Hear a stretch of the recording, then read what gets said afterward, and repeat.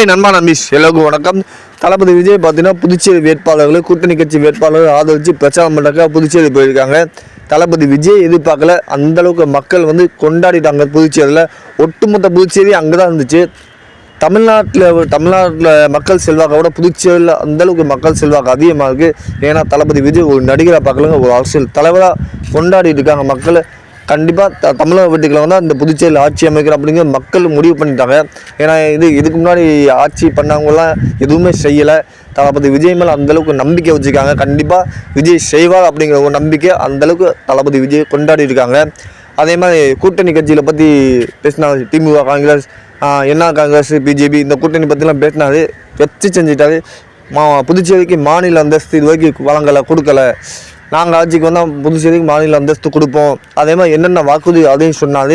இதுக்கு முன்னாடி ரேஷன் கடையை பற்றி சொன்னார். அதை தவறாக புரிஞ்சுக்கிட்டாங்க அப்படிங்கிற மாதிரி எடுத்து சொன்னார். விகடன் எக்ஸ்பிரஸில் இந்த மாதிரி ரேஷன் கடையை பற்றி சொன்னாங்க. அதுக்கு பதில் என்ன இருக்குது அப்படிங்கிற மாதிரி நிறைய கேள்வி கேட்டுக்கள். ஆனால் இதுக்கு பதில் மற்ற கட்சிக்கார்ட்டு கிடையாது. தளபதி விஜய் என்ன கேள்வி கேட்டாலும் மற்ற கட்சிக்காரர்களுக்கு பதில் தெரியாது, இருக்காது, சொல்ல மாட்டாங்க. தளபதி விஜய் தான் புதுச்சேரியில் ஆட்சி அமைக்க போகிறார். தமிழ்நாடு புதுச்சேரி ரெண்டுமே தமிழக வெட்டிக்கலாம்.